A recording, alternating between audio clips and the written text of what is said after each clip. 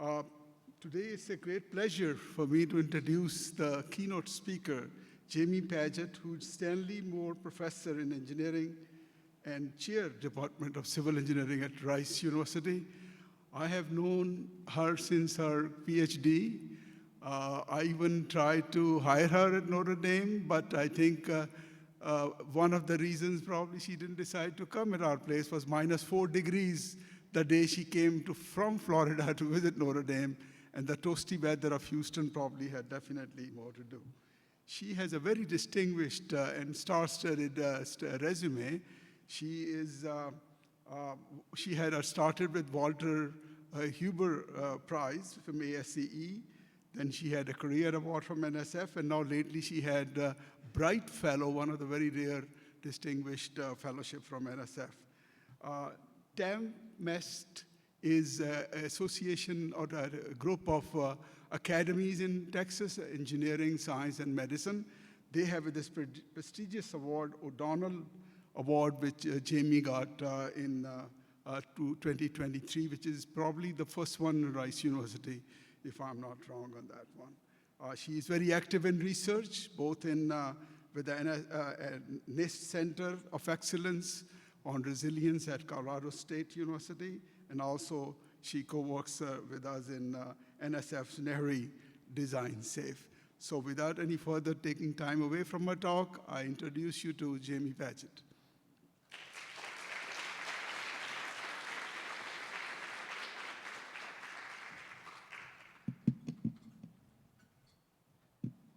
All right, good morning, everyone. Big thank you to Professor Kareem for the kind introduction today, and also a special appreciation to our conference organizers, to Professors Garzoni and Masood. What a great conference we have experienced this week, and to the organizing committee, thank you for inviting me to be a part of the Keynote lecture series. I have to say that the other speakers this week have really set the bar high. And I felt very honored to be a part of this lineup of speakers. In fact, colleagues and scholars that I've admired my whole career as well. So it's a privilege to share with you some of our recent and ongoing work in this space of coastal industrial settings. Think about things like ports, refineries, oil and gas operations, often sited in coastal settings, exposed to multiple hazards. And this is really a unique and complex nexus that pushes us to up our game as we look at risk and resilience quantification. So we'll use that lens as we look at this notion of a shift towards more smart and equitable resilience modeling and supporting potential resilience enhancement decisions within this unique setting. I think this community can well appreciate the potential opportunities that we have to support a range of key decisions. Of course, Professor Kurotis pushed us to look at not only using our engineering analysis, but also see how these decisions have a confluence with social and political decisions as well. I want to first get us all on the same page in terms of just some potential terminology and notation that we'll look at throughout the course of the presentation. We'll look at decisions that might be supported through more scenario-based type analyses. So we see in this slide examples of looking at perhaps a single deterministic hazard scenario with an exposure to either individual structures or portfolios of structures to assess conditional failure probability. We might propagate other random variables in these analyses and take some of them as deterministic, perhaps from our inventory or from that single scenario event. We might look at different consequences in terms of their probability density functions or things like expected losses at the individual structure or portfolio level. And what types of decisions are often supported by these types of scenario analyses? We often see emergency management agencies leveraging these for their tabletop exercises, what-if scenarios for planning potential response actions, or during or in the immediate aftermath of events. These types of situational awareness tools often leverage scenario analyses. But perhaps more appropriate for supporting Broader investment decisions or risk-based design and retrofit, even financial protection and risk transfer might be our unconditional risk models, or where we look at things like annual exceedance probabilities for failure of our structures or portfolio, or expected annual losses, or perhaps T-year annual losses over remaining lives of structures. Our resilience assessment pushes us to up our game, to look not only at post-event damage and immediate consequences, but to look at recovery trajectories, not only of individual structures, but perhaps networks of systems. The example shown here leverages one particular functionality metric evolving over time, and hence to that fact that we often see different types of aggregated resilience indices, or looking at, for example, normalized areas under this recovery trajectory. These, again, may be analyzed in terms of scenario-based or probabilistic resilience quantification, and are particularly apt for supporting decisions related to recovery or reconstruction planning and resource allocation, and also having more resilience-based targets for design or upgrade. Perhaps we want to have a particular confidence level in returning services within a target period of time.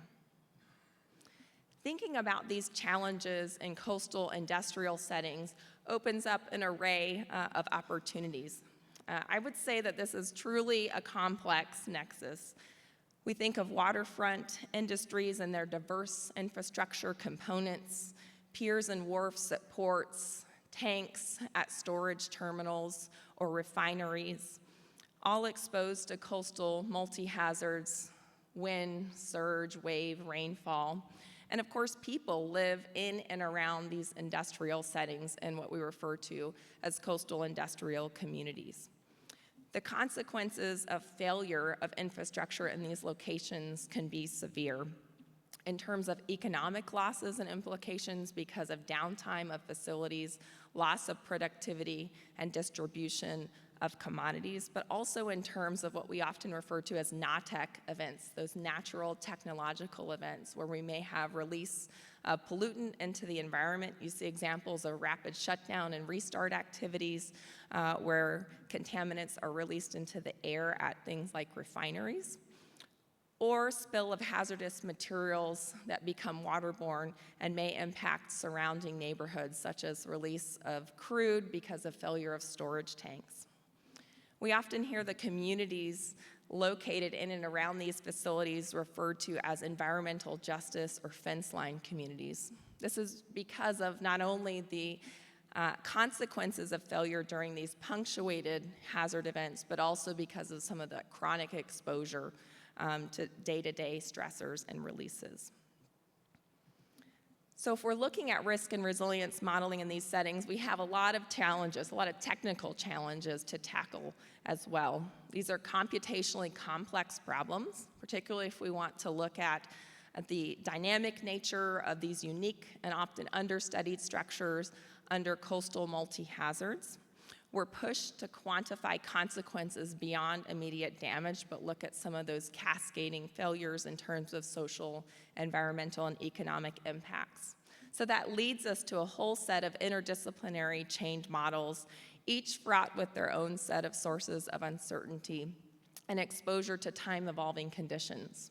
This might be because of aging and deterioration of the physical infrastructure, changes in hazard exposure due to climate change, or even transitions in technology that shift the infrastructure in these settings. You may have heard of the executive order referenced often as Justice 40.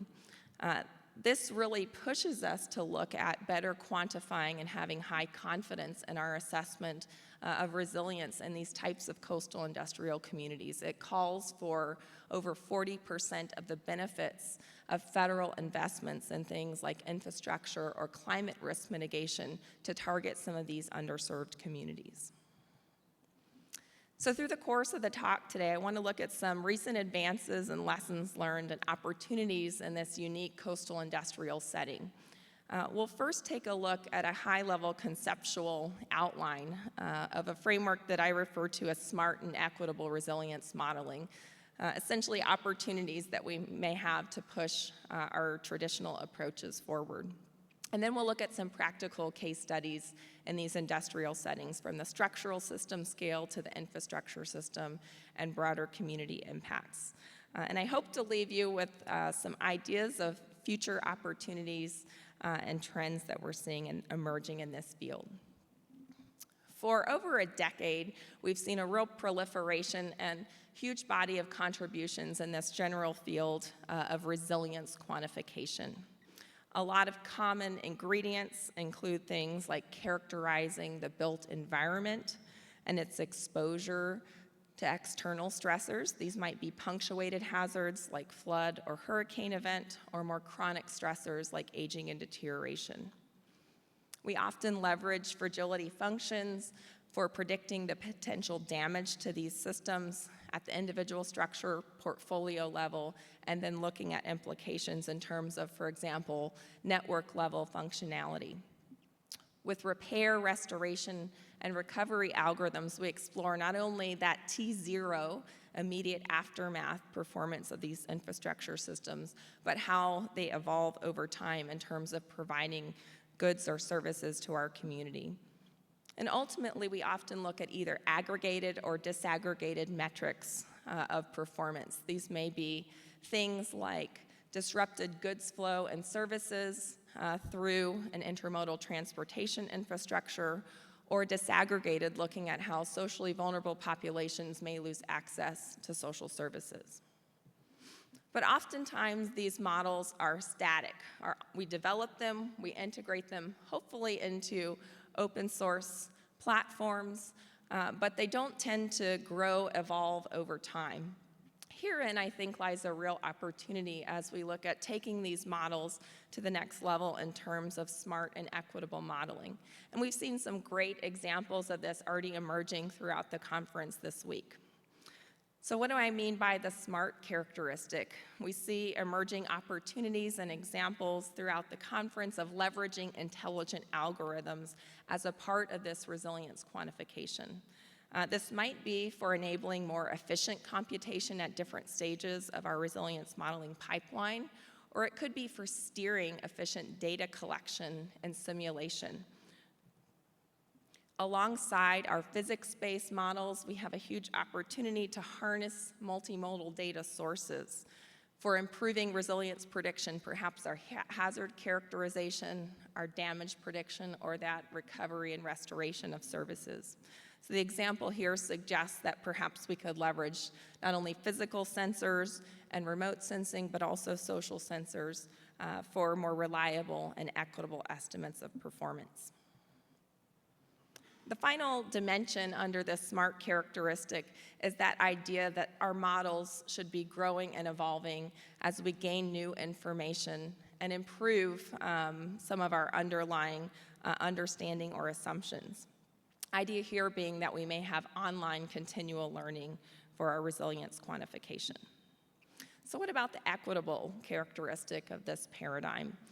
I think the piece of this that's probably received the most attention in recent years would be quantifying and characterizing the inequitable outcomes of disasters. This has been well publicized in the literature, and we're seeing great strides towards characterizing how impacts of disasters affect different populations, perhaps in a non-homogeneous way. And that's the illustration that's shown here, perhaps a visualization, a bivariate map that shows some measure of sociodemographic or socially vulnerable characteristics relative to a resilience outcome. This is certainly valuable information to steer more equitable resilience interventions. But what I think we really need to pause and perhaps do in a more systematic way is look at our ability as resilience modelers, our assumptions, and the data that underpin our resilience quantification efforts. Look at the potential biases and inequities in data availability, quality, or model performance. We see real examples of this in our existing quantification. For example, more ready information on flood reports or flood extents in more affluent regions, or inequitable access to, say, sensor information in perhaps rural and urban communities. We also want to take a look at the confidence in our models and their performance. What we want to avert is a situation where we have least confidence or highest errors in those same regions that are socially vulnerable and depend upon confident and just resilience enhancement. By better probing this, perhaps we can steer our future efforts in terms of model building and data collection to equitably minimize some of these errors that underlie our resilience quantification. So keeping this notion in mind, I want to walk through some practical case studies, all in this coastal industrial community context. We'll be looking from the structural system scale through the community scale, from fragility of individual structures such as storage tanks and portfolio of structures, looking at impacts like damage potential, and then looking at this intersection between communities and industrial development, cascading consequences like spills, downtime, and losses, and ultimately goods flow disruption, not only at the local scale, but the broader regional scale. We'll start to look at baby steps that we've taken towards the smart and equitable resilience modeling, but I hope this maybe plants some seeds for a lot of future work that's yet to emerge in this field. And we'll look at different decisions that might be supported along the way.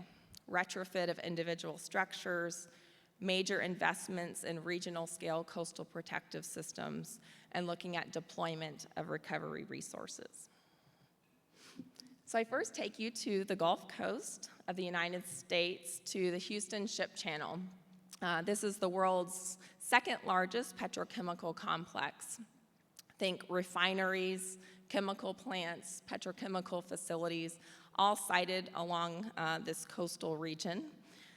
We'll be specifically looking at a structure referred to as above-ground storage tanks. These are thin-wall, cylindrical steel shell structures housing often hazardous materials, and thousands of these in these hazard-prone regions.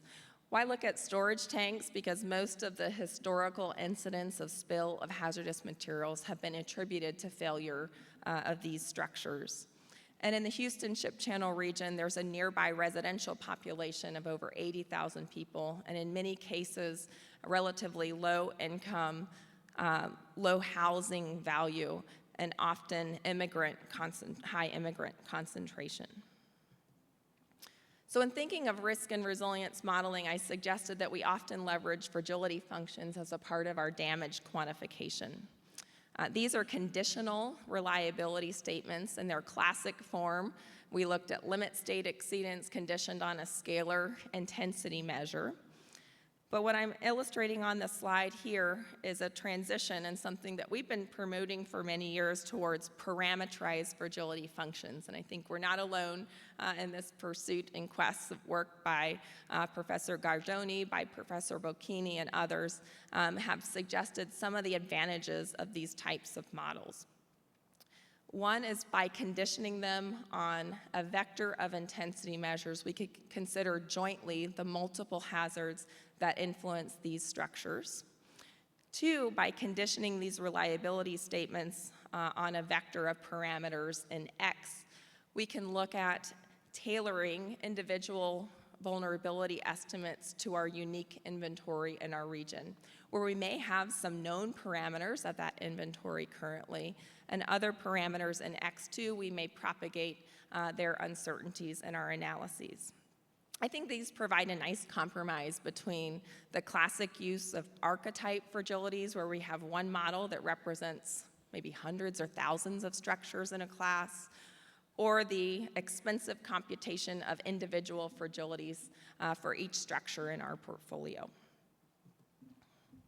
But arriving at these types of fragility functions often requires the use of fairly highly computationally expensive models. We're trying to capture rigorously loads on structures, responses of structures, and look at limit state exceedance. This is just one example for the storage tank case, where we have the opportunity to start to infuse some of those ideas of intelligence and smart resilience modeling. In this case, through using surrogates as approximating functions of either loads or responsive structures.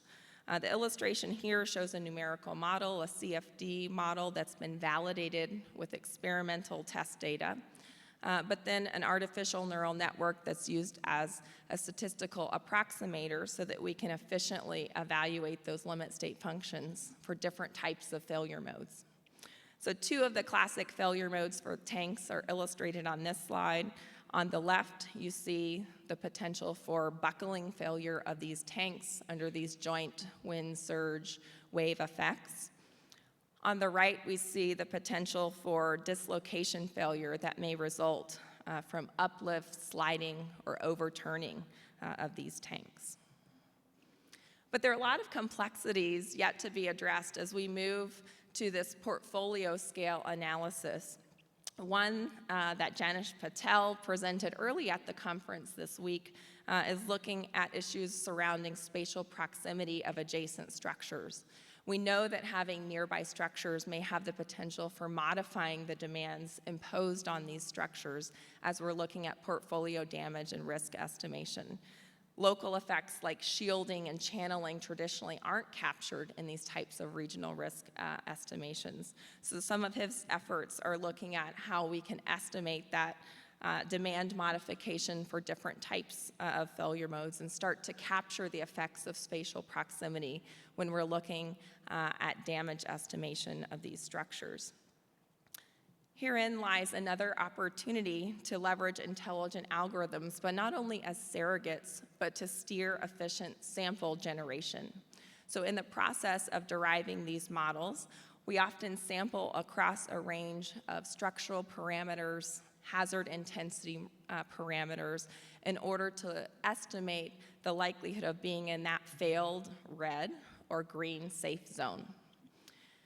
But to do this computationally efficiently, we might leverage things like active learning for identifying those next samples that are close to our failure zone and help us to achieve a target confidence level in estimating our failure potential.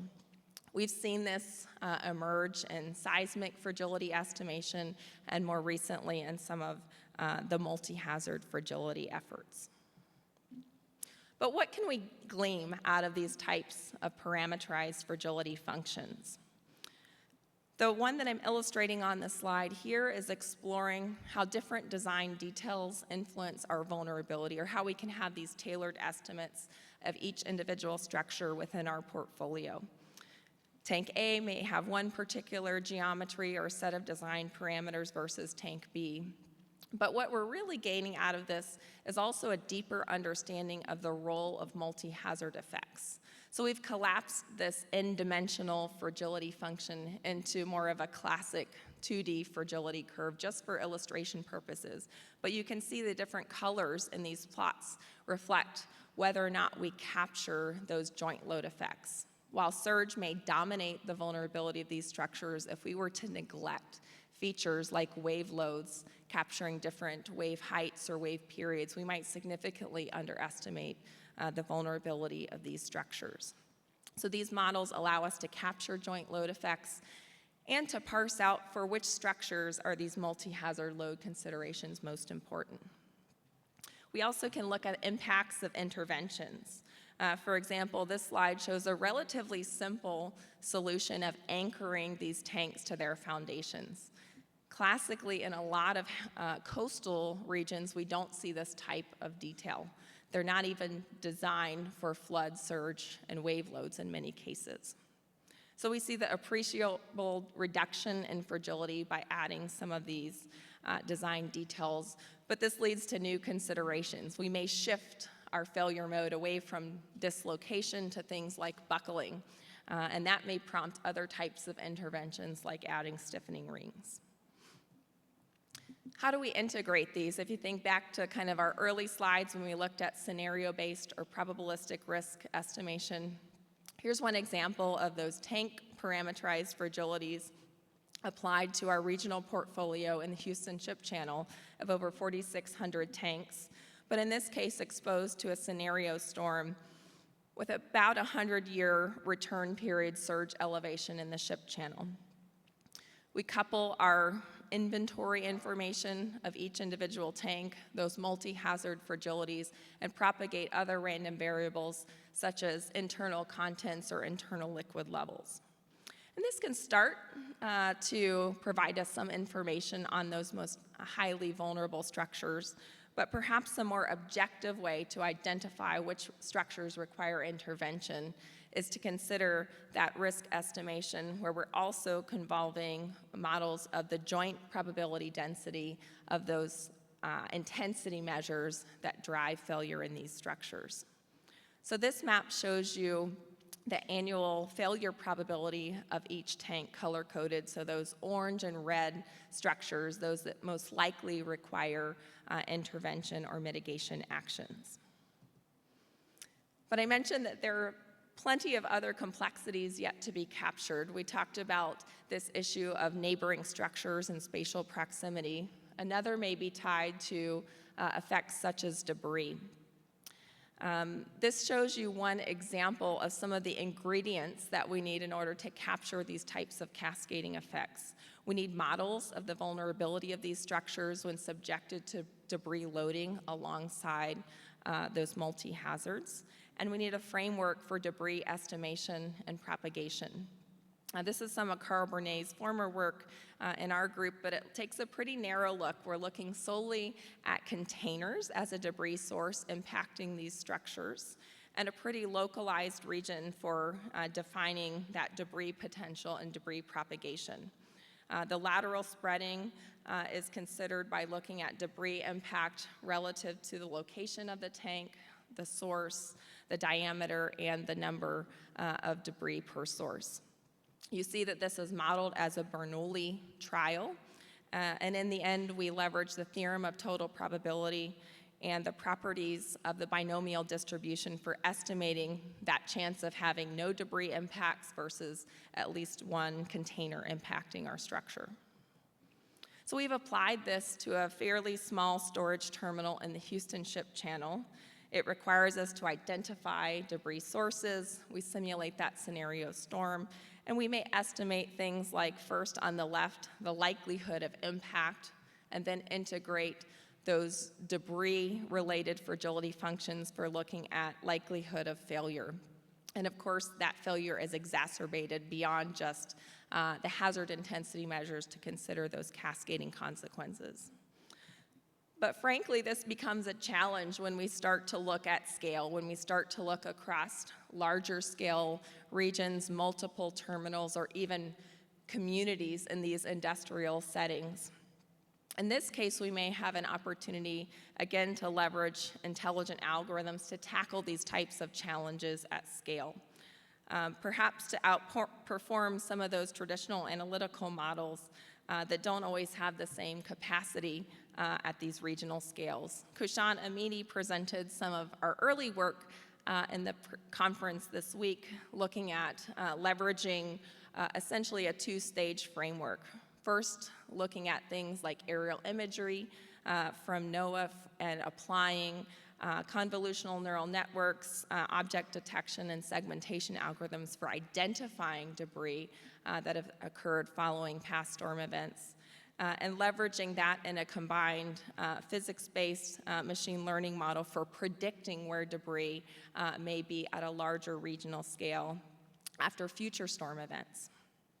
This paves the path to looking at regional scale impacts like debris distribution and debris volume across the community, and its impact not only on structures within industrial facilities, but those community scale impacts. For example, likelihood of closure to roadways and loss of access between vulnerable populations and critical facilities because of that debris deposition alongside physical damage to the infrastructure.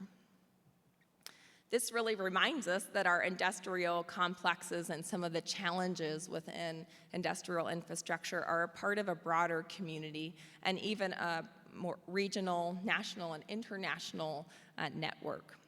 So we'll look in the second set of case studies at some of those community and regional scale impacts. For example, spill and release of hazardous material into vulnerable communities, downtime of critical facilities like refineries or petrochemical facilities that affect production of supply of commodities, and at an intermodal transportation system where goods flow across sectors is affected because of damage to these assets. So I mentioned to you that people live right in and around these industrial complexes. This is not unique to the Houston Ship Channel. This is common across the Gulf Coast and, in fact, worldwide around industrial complexes. And in many cases, these communities have evolved to be even more socially vulnerable over time. This is a part of some of our collaborative work with Jim Elliott from sociology at Rice, looking at different measures of social vulnerability. In this slide, a metric referred to as concentrated disadvantage, and another related to immigration or immigrant concentration. Over time, we see that, in fact, those people, those residents that derive the most benefit from these industrial complexes, such as employment, have moved out of these regions. And this has become a distinguishing feature of what we're calling in this slide at-risk or fence line communities relative to the rest of the county or the rest of the metropolitan area. So uncovering this type of information can perhaps help us to reveal the equity of impacts in these communities to steer interventions. The map that's shown here we refer to as a bivariate spill risk map. It couples those storm simulations with the multi-hazard or multi-dimensional fragility functions, as well as consequence models with respect to spill of hazardous materials into communities. So as we get to those deeper red and purple colors, we're seeing the most vulnerable communities that are likely to have high spill volumes from storm events.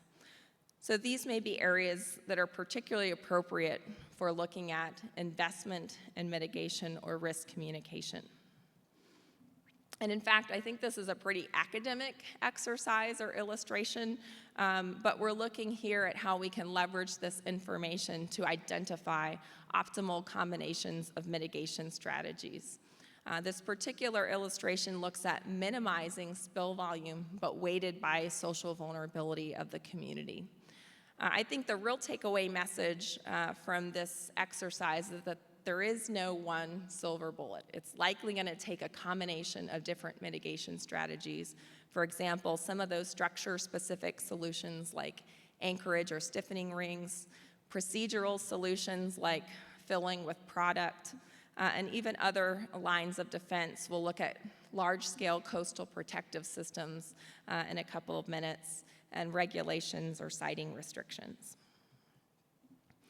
But all of the examples that I've shown you to this point really build off of some of those models for storage tanks and the potential consequence of their failures. But there are many other vulnerable structures and systems in these industrial complexes, I think ripe for contribution from this community. In fact, Kameshwar, who may be in the audience from LSU, is doing some excellent work looking at industrial facilities.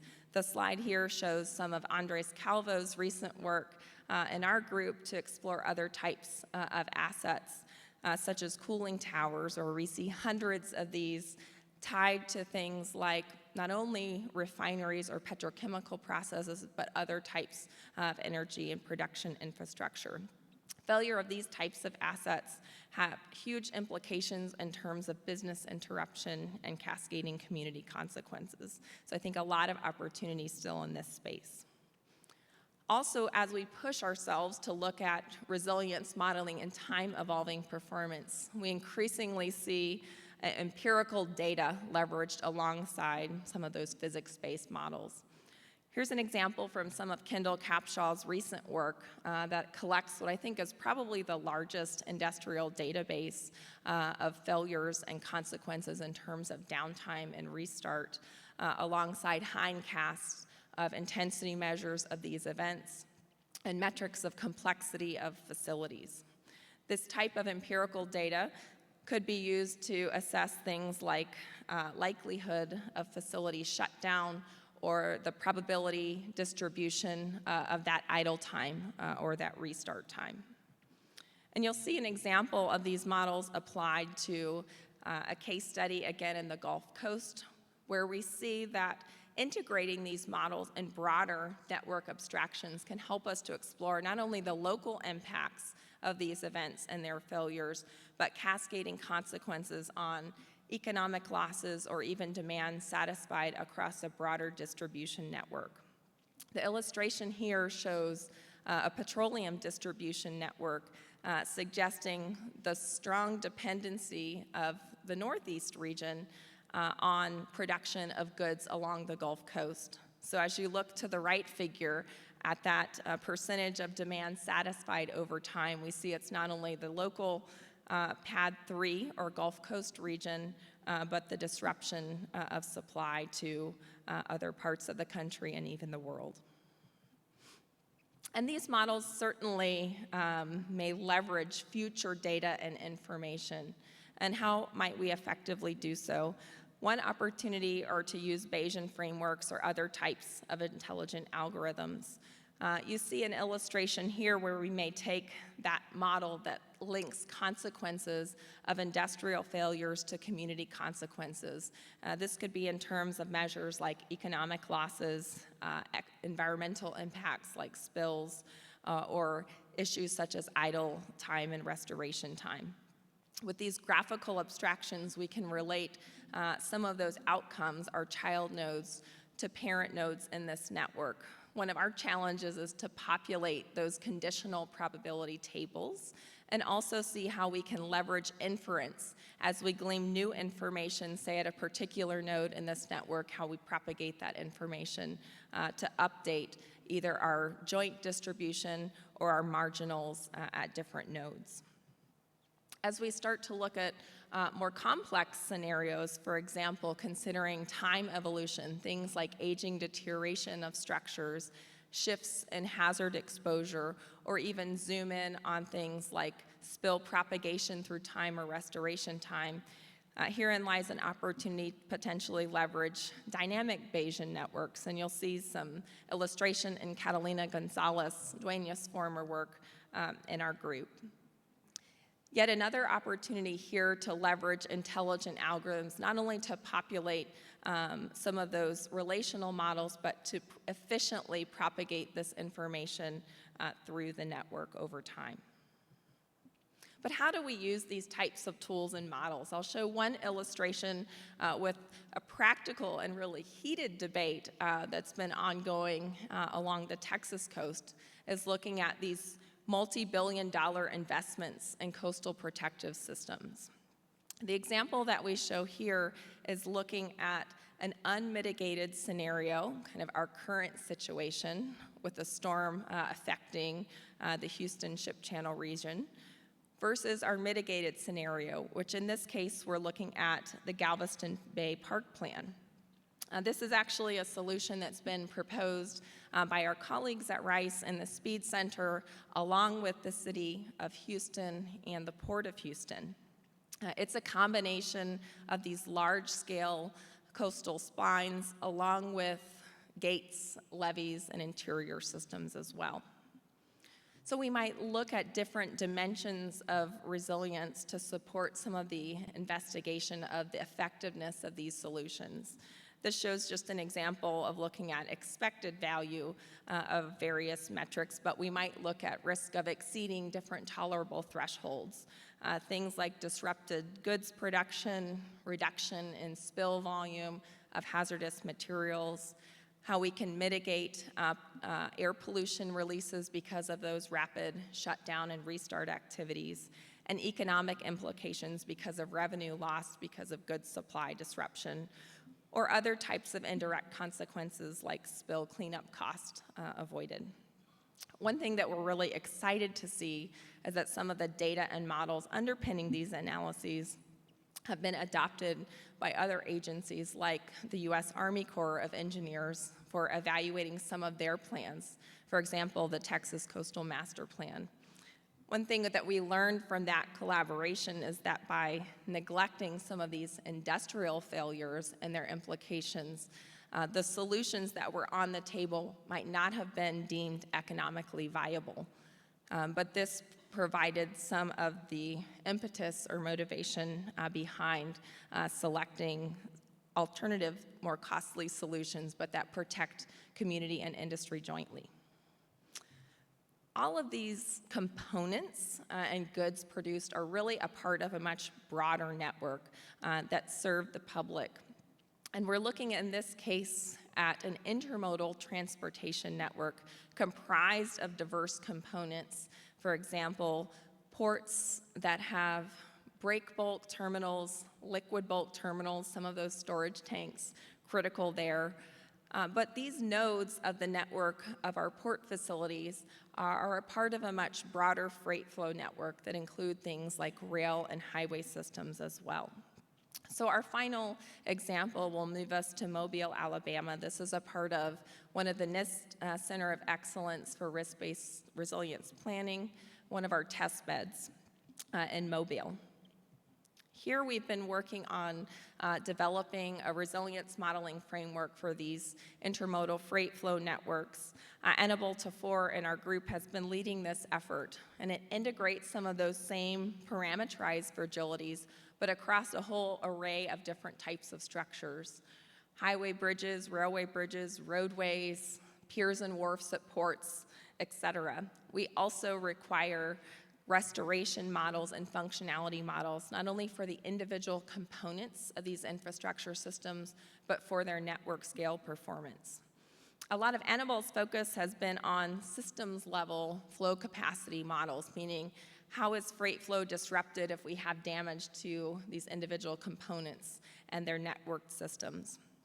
And how do various assumptions or decisions with respect to resource allocation actually influence our ultimate estimation of recovery trajectories? This shows you some examples of different types of outcomes that we might derive from applying these models. First, at the port system level, under storm simulations. On the left-hand side, we see our more classic damage and direct loss estimation, but in the middle, we see our classic resilience quantification, looking at that recovery, in this case, of what we're referring to as port flow capacity, or tons of goods per day that can no longer flow through this system in the days, months, and in sometimes years after these events.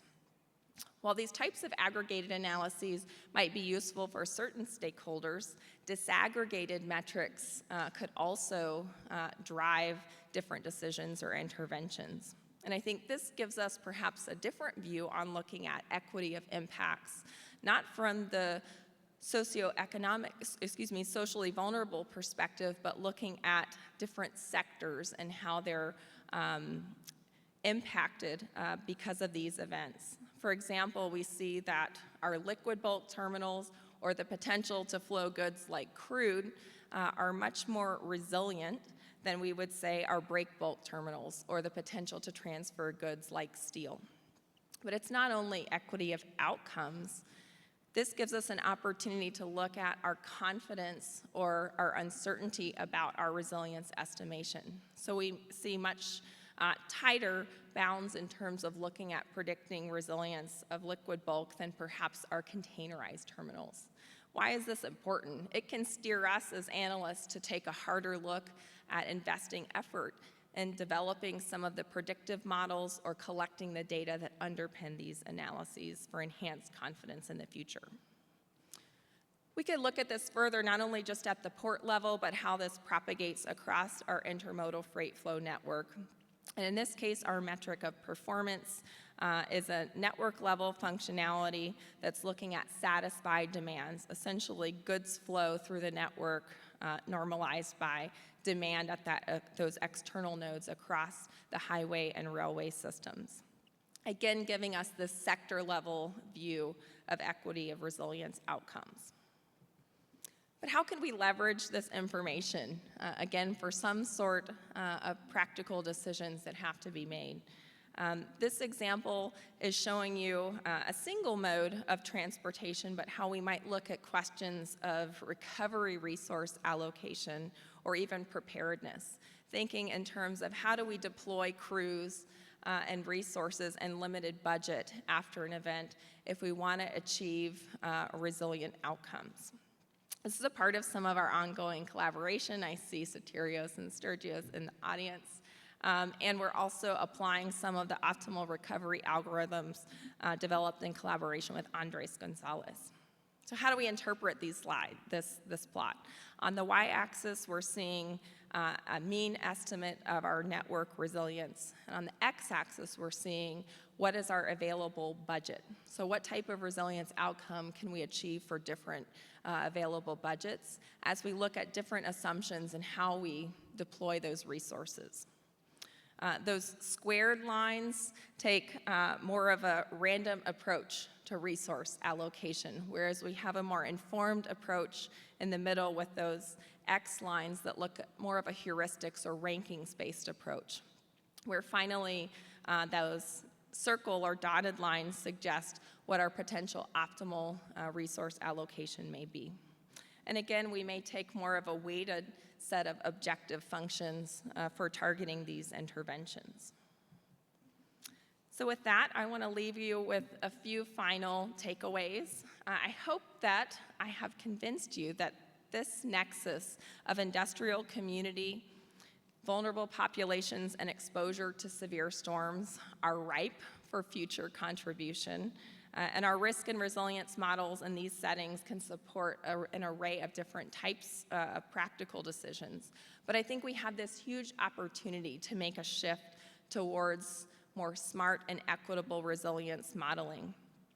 We can do this not only to guide just interventions, but also to pause and take a look at our data and models and assumptions that underpin these analyses, and look at targeting improved confidence, enhanced efficiency, and gleaming new insights by leveraging intelligence. I want to make a final plug for two ways that I think this community can maybe rally around accelerating discovery in this space. One is to continue to promote a culture of data sharing. Design-safe cyber infrastructure has been a huge investment from the National Science Foundation over almost the last 10 years. And we're seeing the proliferation of data sharing from field data collection, experiments, and even simulation and testbed data. And if we want to look at harnessing multimodal data, looking at online continual learning, this type of information is really critical to inform our models. Also, we're seeing a shift towards more open source modeling or community contributed software development. And NCORE is one such example of this. This problem is too big for any one researcher or even any one center. So I'm excited of that shift towards community contribution. Want to finish with a few quick acknowledgments. Big thank you to our research group. I just have the privilege of sharing with you some of their good work. Maybe you can raise your hand, some of the students in the group whose work I've shared today. Some of the former students whose work was also highlighted and that we're building off of. Catalina Duenas-Gonzalez at George Mason did a lot of that work in applying Bayesian networks for inference. Kameshwar doing great work on industrial facilities now at LSU, and Sushreya Misra at Lehigh University helping to kick off efforts in their catastrophe modeling centers. I also want to thank some of our collaborators both at Rice and at the NIST Center, and most of the work here was funded by Gulf Research Program under National Academies, NIST, and National Science Foundation. Thanks so much for your time today. Happy to stick around and chat with you or follow up after the conference.